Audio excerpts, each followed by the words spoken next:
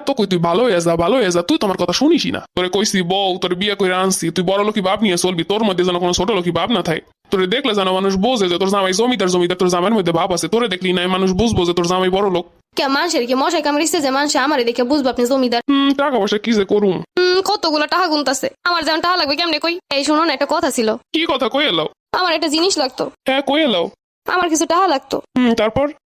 মানে 100 টাকা হইলেই হইব। মন রাই চাইতাছে এমন পিটান পিডাই। ওই তুই আমার কি মনে করস? কোনো মারলে টালে সোহের একটু নিচ দিয়ে মাইরো। কেন তোরে সোহে নিজ দিয়ে আমার মুখ লিখা? মানে যখন মারবা, মারার পরে যেন টিকটক ভিডিও করে আপলোড দিতে পারি। আর ট্রেন্ডিং আছে জানোই তো, সোহের নিচে মাইরের দাগ।